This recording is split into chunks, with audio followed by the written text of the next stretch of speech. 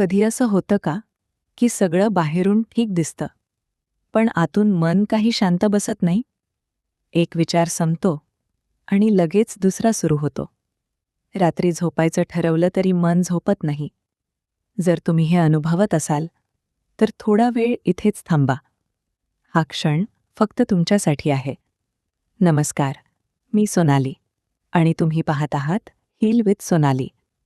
इथे आपण मोठमोठ्या गोष्टी नाही बोलत. इथे आपण हळू बोलतो, मनाला समजून घेतो आणि स्वतःशी थोडं मृदू व्हायचा प्रयत्न करतो. सर्वात आधी एक गोष्ट लक्षात ठेवा. ओव्हरथिंकिंग म्हणजे वीक असणं नाही. ओव्हरथिंकिंग म्हणजे तुमचं मन खूप काही प्रोसेस करत आहे. कदाचित तुम्ही खूप जबाबदाऱ्या घेतल्या असतील. कदाचित तुम्ही खूप वेळ स्वतःला बाजूला ठेवलं असेल आणि म्हणूनच तुमचं मन सतत बोलत असतं. आज मी तुम्हाला सांगणार आहे ओव्हरथिंकिंग कमी करण्यासाठी 5 सोप्या सवयी. या सवयी लगेच आयुष्य बदलणार नाहीत, पण त्या तुम्हाला हळूहळू शांततेकडे नेतील. पहिली सवय, सगळ्यात महत्त्वाची. मनात येणारे विचार थांबवायचा जबरदस्ती प्रयत्न करू नका. आपण अनेकदा असं करतो. हे विचार नकोत, हे बंद कर.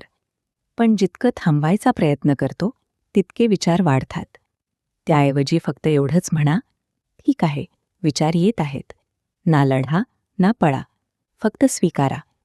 ॲक्सेप्टन्स म्हणजे हार नाही. ॲक्सेप्टन्स म्हणजे हीलिंगची सुरुवात आहे. दुसरी सवय, मनात सगळं ठेवू नका, कागदावर उतरवा. रात्री झोपायच्या आधी एक वही घ्या.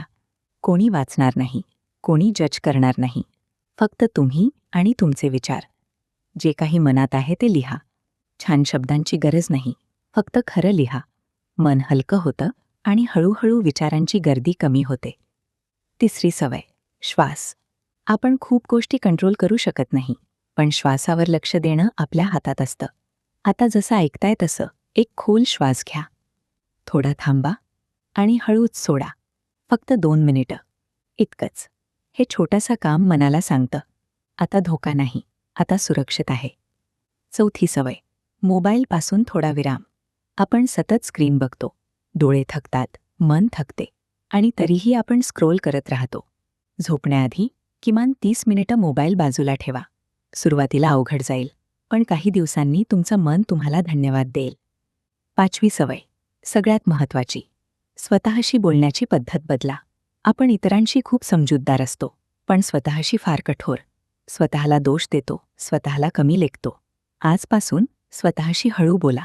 स्वतःला म्हणा, मी माझ्या परीने प्रयत्न करते आहे. हे वाक्य साधं आहे, पण खूप शक्तिशाली आहे. हीलिंग म्हणजे लगेच आनंदी होणं नाही.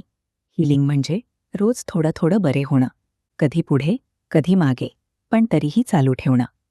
जर आजचा हा वेळ तुमच्या मनाला थोडा जरी शांत वाटला असेल, तर हा व्हिडिओ लाईक करा, कमेंटमध्ये ग्रीन टाका आणि सबस्क्राईब करा हील विथ सोनाली. आपण रोज इथे थोडी शांती शोधत राहू. अशाच शांत, सोप्या आणि मनाला आधार देणाऱ्या गोष्टींसाठी हील विथ सोनालीला सबस्क्राईब करा. आपण रोज थोडं थोडं बरे होत राहू.